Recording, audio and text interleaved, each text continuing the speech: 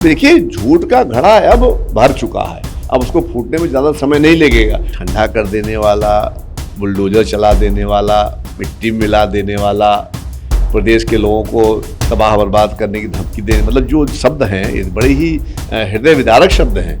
उनको सुन करके बड़ा आश्चर्य होता है कि ये प्रदेश के मुखिया हैं। तो भारतीय जनता पार्टी की कुर्सियां तो अब खाली ही होंगी, क्योंकि अब इनके कोई ना जुमले सुनना पसंद कर रहा है और ना इनकी कोई झूठी बातों में आना पसंद कर रहा है। कि अब लोग जुमले सुनने के आदी नहीं, अब लोग झूठ सुनने के आदी नहीं, सच्चाई पर इनके पास कुछ है नहीं, सच्चाई पर सिर्फ यही है, मंदिर मस्जिद है। ये इनकी पॉलिसी बिल्कुल अंग्रेजों वाली है, डिवाइड एंड रूल। क्योंकि और वो कहाँ से आई है? गुजरात से आई है। आपने अपने नापाक मनसा के बमबाट से मार करके उत्तर प्रदेश के डेवलपमेंट को ध्वस्त कर दिया है, खाक में मिला दिया है, तो होना तो वही है।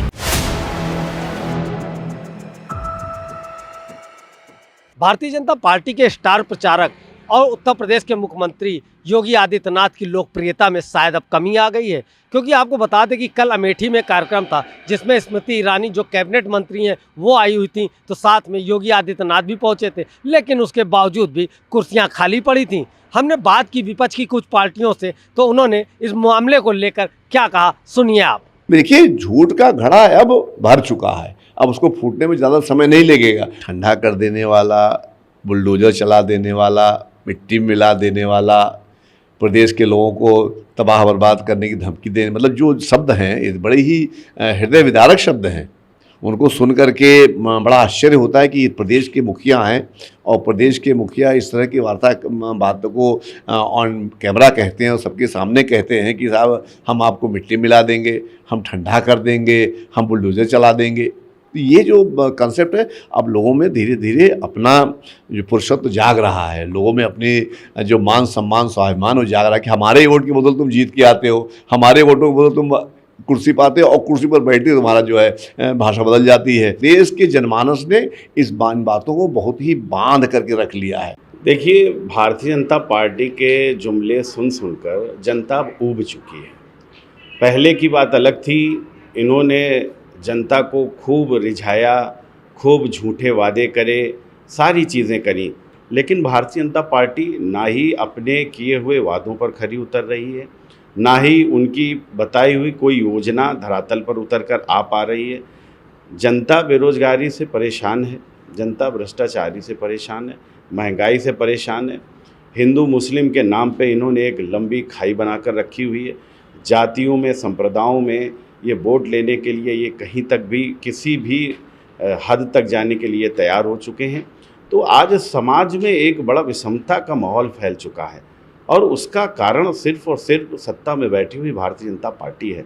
तो भारतीय जनता पार्टी की कुर्सियां तो अब खाली ही होंगी, क्योंकि अब इनके कोई ना जुमले सुनना पसंद कर रहा है और ना इनकी कोई झूठी बातों में आना पसंद कर रहा है। 2024 का चुनाव बिल्कुल 4 महीने बाद चुनाव होने वाले हैं और कुर्सियाँ खाली होना शुरू हो गई हैं। किस तरीके से देख रहे हैं? भाजपा तो करीब 80 की 80 सीटें लाएंगे, जबकि प्रदेश का मुख्यमंत्री अपनी ही सभा में जो है भीड़ नहीं इकट्ठा करता है। देखिए, भाजपा तो 80 में 80 सीट लाने का दावा कर रही है। वो राजनीतिक पार्टी है, वो तो बोलेगी ही बोलेगी, लेकिन जो यथार्थ है, जो सच्चाई है, वो आप खुद दिखा रहे हो, मीडिया भी पूरी दिखा रही है और आप खुद बता रहे हो कि माननीय मुख्यमंत्री जी की रैली में, जो कि खुद स्टार प्रचारक हैं, अन्य प्रदेशों में जब चुनाव होता है तब वो वहाँ पर जाकर लोगों को आकर्षित करने का काम करते हैं, अपनी बात बताने का काम करते हैं। उनके खुद के प्रदेश में आज अगर ऐसी स्थिति है, कुर्सियाँ खाली हैं, तो आप इसका एक सीधा सा मतलब समझ लीजिए कि जनता ने इनको सीधी सीधी बात कह दी है कि आने वाले 2024 में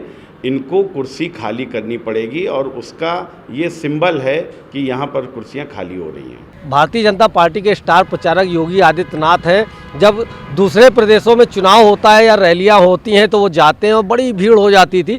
आज ये हो गया है माहौल कि योगी आदित्यनाथ के कार्यक्रम में, जहाँ पे स्मृति ईरानी भी हैं, योगी आदित्यनाथ भी हैं, लेकिन कुर्सियाँ खाली पड़ी हुई हैं। देखिए, सवाल आपका बड़ा लॉजिकल है और सामयिक भी है। कुर्सियां खाली पड़ जाना एक ही गंभीर मामला है कि जहां लोकप्रिय मुख्यमंत्री सबका साथ, सबका विश्वास, सबका विकास का दौर।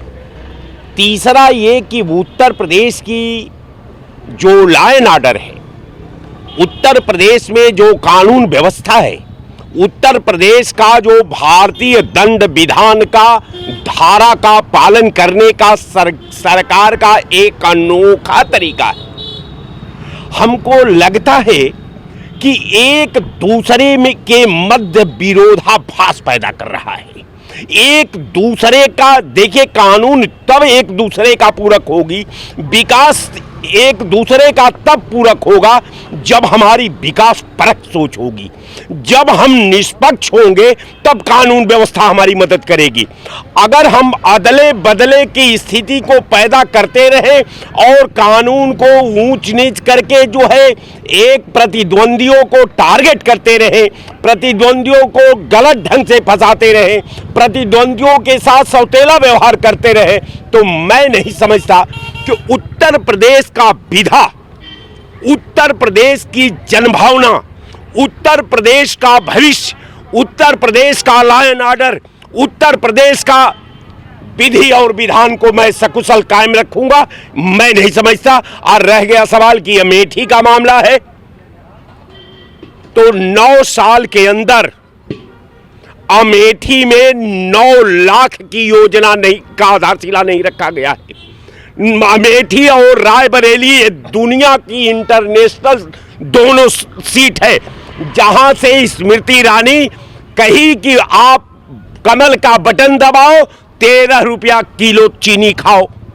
कोई चीनी नहीं मिली, 13 रुपया किलो। अब रह गया सवाल कि आप क्या कहते हैं, आप जनता से क्या वादा करते हैं, आप जनता को कौन जन्नत दिखाते हैं। तो जनता का अब समय आ गया है कि जनता पूछ रही है आपसे कि 13 रुपया वाली चीनी कहाँ गई, आपका सस्ती गैस सिलेंडर कहाँ गया, आपको नौजवानों को 2 करोड़ नौकरियां कहाँ गई, आपने उत्तर प्रदेश में कल कारखाने का वादा किए थे, वो वादा आपका कहाँ हुआ। तो कहने का मेरा मतलब कि लगभग 267 कंपनियां, चाहे यही अवांछनीय तत्व सपा के रूप में, यही लोग बसपा के रूप में, यही लोग भाजपा के रूप में, 267 कंपनियां उत्तर प्रदेश का ये लोग कौड़ी के भाव में अपने दलालों को हैंडओवर कर दिए। 90 से लेकर के 2023 का मैं आपको आंकड़ा दे रहा हूं। इस तरह कम से कम 200 से ऊपर छोटा मोटा जो हमारे कुटीर उद्योग थे उसको भी ये कौड़ी के भाव में बेच डाले। अब केवल यहाँ पार्क बचा है, दूसरा यहाँ मंदिर बचा है, तीसरा यहाँ एक दूसरे को नीच करने का तौर तरीका बचा है। तो मैं आपके चैनल पर बड़ी जिम्मेवारी से ये बात कहता हूं कि उम्मीद का आपने, उम्मीद रूपी सपना का आपने अपने नापाक मंशा के बमबाट से मार करके उत्तर प्रदेश के डेवलपमेंट को ध्वस्त कर दिया है, खाक में मिला दिया है। तो होना तो वही है। लोकसभा 2024 का चुनाव बिल्कुल 4 महीने के बाद होने वाला है। किस तरीके से देख रहे हैं अगर भारतीय जनता पार्टी के साथ आम जनता नहीं जुड़ रही है? शुरुआत तो आपने आप खुद ही बता दी कि किस तरीके से लोग स्मृति ईरानी की अमेठी रैली में, जहाँ पर बाबा जी भी गए हों, वहाँ पर कुर्सियाँ खाली हों, क्योंकि अब लोग जुमले सुनने के आदी नहीं, अब लोग झूठ सुनने के आदी नहीं। सच्चाई पर इनके पास कुछ है नहीं, सच्चाई पर सिर्फ यही है मंदिर मस्जिद है और ये धार्मिक जुमले हैं। धार्मिक जो होता ना है कि ये इनकी पॉलिसी बिल्कुल अंग्रेज़ों वाली है, डिवाइड एंड रूल। क्योंकि और वो कहाँ से आई है? गुजरात से आई है। आपको पता होगा कि गुजरात के सूरत के बंदरगाह से ही अंग्रेज़ 1608 में आए थे और उसी मानसिकता पे हमारा देश का प्रधानमंत्री जीता है, उसी गुलामी की मानसिकता पर जीता है, डिवाइड एंड रूल पर जीता है। उसका असर कहीं ना कहीं बाबा पर भी देखने को मिला। डिवाइड एंड रूल के माध्यम से उन्होंने बुलडोजर चलाए, जैसा कि राय साहब ने कहा, गैस की सस्ती देंगे, चीनी 13 रुपये किलो देंगे। तो अब ये झूठे जुमलों वादों से अब वहाँ पर क्यों कोई जाएगा, आपकी बातें क्यों सुनने जाएगा। आप सिर्फ और सिर्फ झूठ परोसते हैं। अब जब झूठ रोज़ रोज़ परोसेंगे तो एक दिन सुनेगा, 2 बार सुनेगा, अब नहीं सुनेगी देश की जनता। देश की जनता 98% आज सड़क पर खड़ी है और वो त्राहिमाम कर रही है। उसको ये पता है कि जो अब इनसे कुछ मिलने वाला नहीं है, अगर इन्हें सत्ता में हम लाते हैं तो हम खुद मूर्खता करेंगे।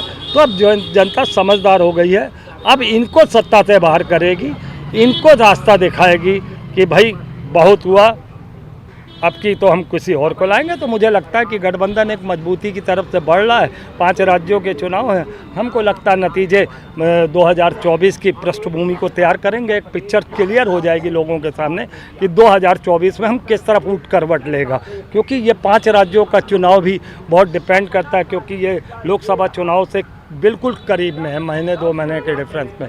मगर ये अगर चुनाव कहीं ना कहीं भाजपा को प्रभावित करते हैं तो इसका असर सीधा 2024 में भी हम देखेंगे और निश्चित रूप से गठबंधन की सरकार एक मजबूत इरादे के साथ आएगी। आपने देखा कि विपक्ष की पार्टियों ने क्या वर्जन दिया है, चाहे कांग्रेस पार्टी हो, चाहे राष्ट्रीय लोकदल पार्टी हो। सभी पार्टियों का कहना है कि योगी आदित्यनाथ की लोकप्रियता अब दिन पर दिन कम होती जा रही है। उसका सबसे बड़ा कारण है कि भारतीय जनता पार्टी ने चुनाव के समय वादे तो बहुत किए थे, लेकिन वादे पूरे नहीं कर पा रही है। शायद यही सबसे बड़ा कारण है कि अब योगी आदित्यनाथ को लोग सुनना नहीं चाहते। जो पहले स्टार प्रचारक हुआ करते थे, किसी भी प्रदेश में जाते थे तो भीड़ अंबार लग जाता था, लेकिन अब वहीं अपने ही प्रदेश में भीड़ इकट्ठा नहीं कर पा रहे हैं।